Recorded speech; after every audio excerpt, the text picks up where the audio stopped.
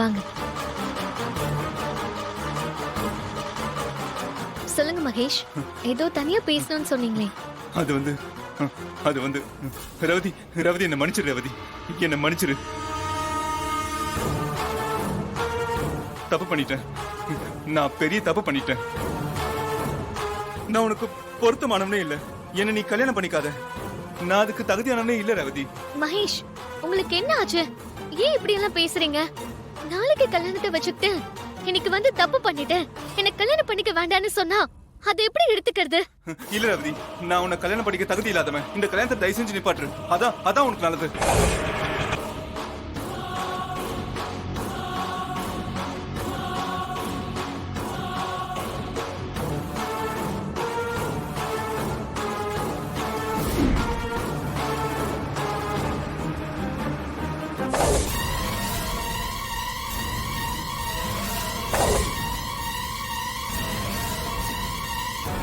மகேஷ் இங்க வந்தானா? ஆமா, பதட்டமா வேகமா வந்தாரு. மேல ரேவதியை கூட்டிட்டு போய் தனியா பேசிட்டு இருக்காரு. என்ன மகேஷ், நீங்க புரிஞ்சுதான் பேசுறீங்களா? திடீர்னு வந்து கல்யாணத்தை நிப்பாட்டுன்னு சொன்னா என்ன அர்த்தம்? ஊர் உலகத்துக்கே நாளைக்கு கல்யாணம்னு பத்திரிக்கையும் அடிச்சு கொடுத்தாச்சு. கல்யாண ஏற்பாடெல்லாம் கிட்டத்தட்ட செஞ்சு முடிச்சாச்சு. இப்ப வந்து கல்யாணத்தை நிறுத்த சொல்றீங்க. என்ன பிரச்சனை உங்களுக்கு? ஐயோ ரேவதி, தயவு செஞ்சு என்ன புரிஞ்சுக்க. நான் உன்னை லவ் பண்ணவே இல்லை ரேவதி. நான் உன்னை லவ் பண்ணவே இல்லை.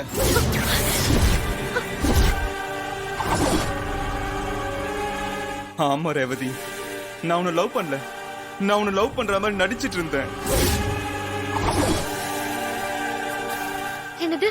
லவ் பண்ணலையா? லவ் பண்ற மாதிரி நடிச்சீங்களா? ஏன்? எங்க அண்ணி சொன்னதால தான் நான் உன்னை லவ் பண்ற மாதிரி நடிச்சேன் ரேவதி. இல்லன்னா நான் உன்னை லவ் பண்ணிருக்கவே மாட்டேன். அப்ப இவ்வளவு நாள் என்ன லவ் பண்ணேன்னு சொன்னதெல்லாம் வேஷமா?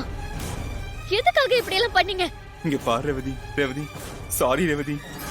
எனக்கும்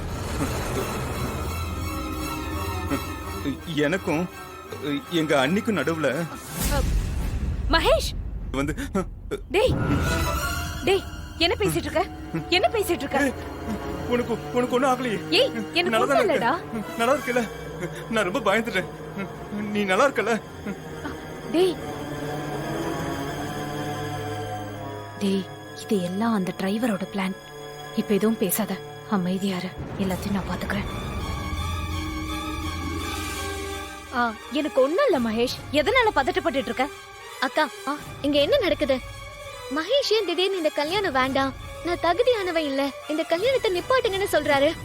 அதோட என்ன லவ் பண்ணலன்னு சொல்றாரு. இல்ல ரேவதி, மகேஷ்க்கு என்ன ஆச்சுக்கா?